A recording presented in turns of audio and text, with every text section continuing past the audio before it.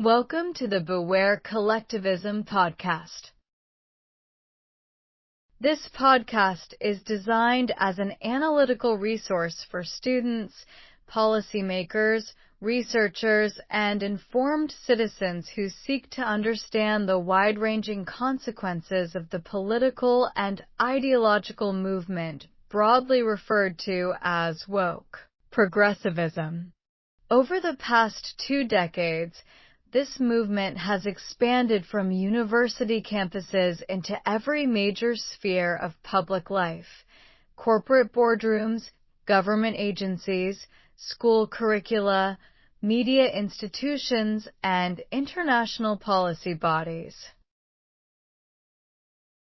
The central argument of this podcast is not that compassion, environmental stewardship, or equal opportunity are unworthy goals. Rather, it is that the specific policy mechanisms chosen by the progressive movement to advance these goals, regulatory mandates, government subsidies, identity-based resource allocation, speech restrictions, and central economic planning, carry enormous and frequently ignored costs: economic costs, costs to individual liberty, costs to institutional trust, and costs to the social fabric of free societies. Each episode examines a distinct dimension of this phenomenon, drawing on economic data, historical precedent, and comparative policy analysis from multiple countries. Readers are encouraged to evaluate the evidence independently, weigh competing interpretations, and arrive at their own conclusions about the proper relationship between government power, collective goals, and individual freedom. The questions raised here: how much power should governments hold over private economic decisions? Who defines equity, and who enforces it? What is the true cost of carbon zero mandates on working families? Are among the most important questions a free society can ask. This podcast is an attempt to ask them seriously. The Green New Deal and Progressive Environmentalism. Origins and scope of the Green New Deal. The Green New Deal, GND, is a proposed legislative framework introduced in February 2019 by Representative Alexandria Ocasio-Cortez and Senator Ed Markey. Modeled loosely on Franklin Roosevelt's New Deal of the 1930s, the GND proposed to address climate change through a comprehensive economic transformation of the United States economy, coupling environmental goals with progressive social objectives including universal health care, guaranteed federal employment, and racial and economic equity mandates. The core environmental provisions of the GND called for meeting 100% of U.S. power demand through clean, renewable, and zero-emission energy sources within 10 years. Upgrading all existing buildings to maximum energy efficiency standards. Eliminating greenhouse gas emissions from manufacturing, agriculture, and transportation. Overhauling the transportation system to reduce emissions, including high-speed rail that would render air travel unnecessary. Removing and capturing greenhouse gases from the atmosphere. Cost estimates: $50 to $93 trillion price tag. Multiple independent analyses have estimated the cost of implementing the Green New Deal at staggering levels. The American Action Forum estimated the cost at between $51 trillion and $93 trillion over 10 years, between $316,000 and $580,000 per household. The breakdown of these costs is illuminating. GND component. Estimated cost, 10 years. Notes. Clean electricity grid. $5.4 trillion. Requires complete infrastructure rebuild. Guaranteed job program. 6.8 to $44.6 trillion. Wide range reflects design uncertainty. Universal healthcare. $36 trillion. Medicare for all component. Building efficiency retrofits. 4.2 to $4.5 trillion.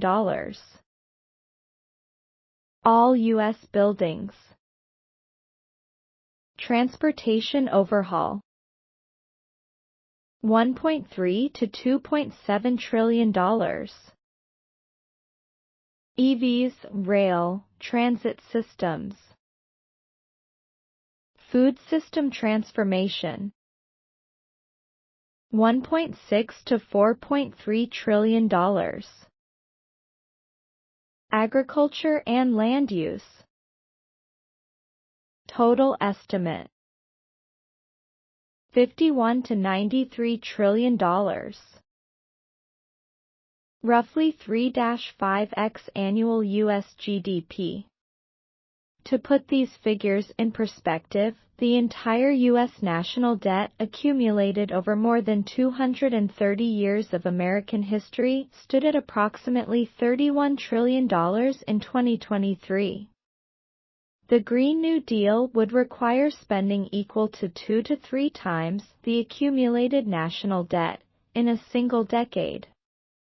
This would require either unprecedented tax increases, money creation that would fuel catastrophic inflation, or both.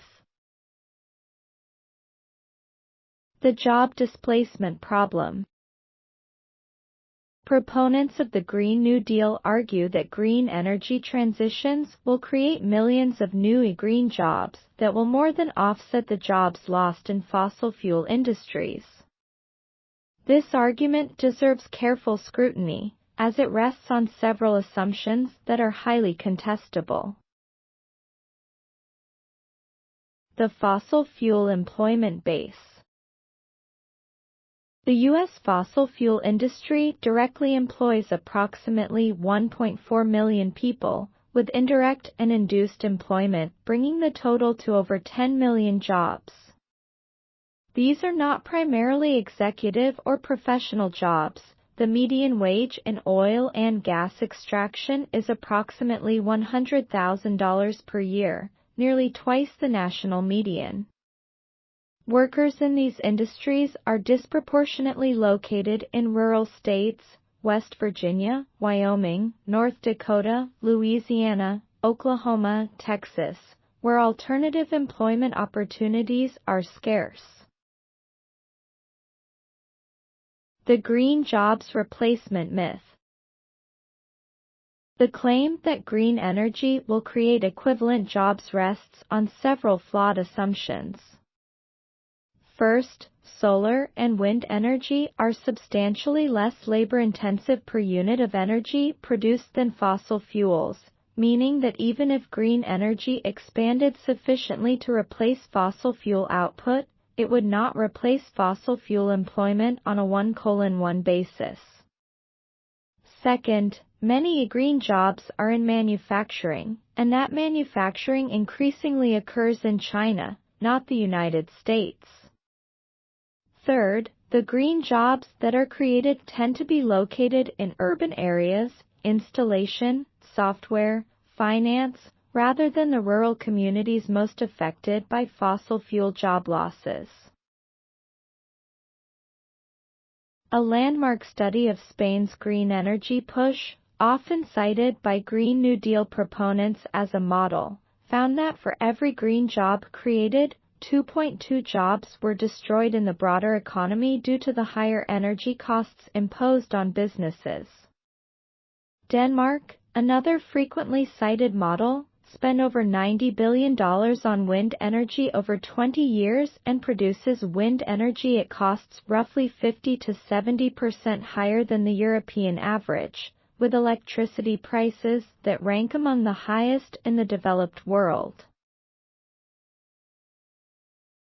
Spain's green energy lesson. Spain's aggressive green energy push in the 2000s is a cautionary tale. The government subsidized renewable energy at enormous cost, creating ill-green jobs that required subsidies of between $752,000 and $1.4 million per job. The higher electricity costs damaged Spanish manufacturing competitiveness.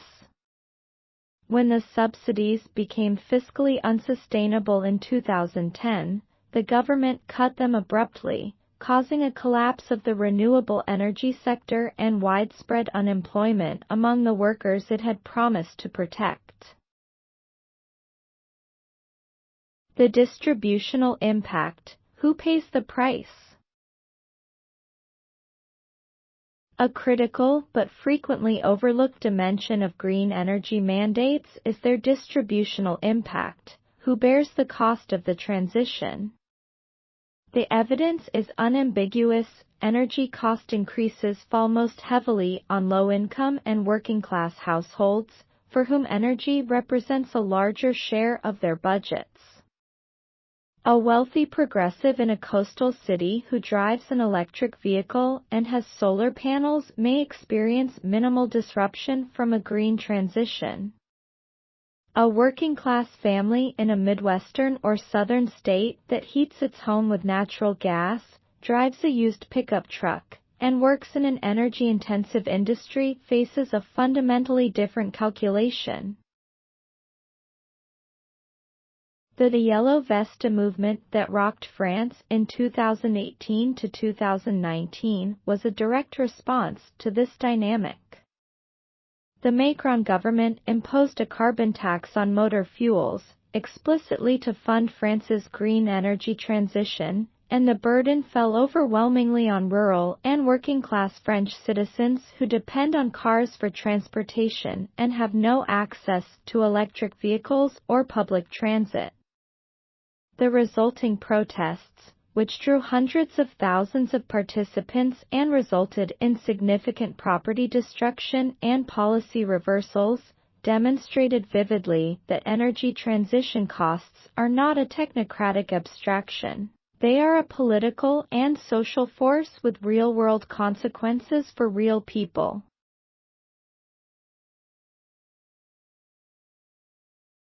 We've reached the end of this week's episode of the Beware Collectivism podcast. We appreciate you joining us this week and hope you subscribe and join us again next week for another episode. Check out our website as well as our other podcasts centered on philosophy and democracy by visiting the notes below. Thank you and have a wonderful week ahead.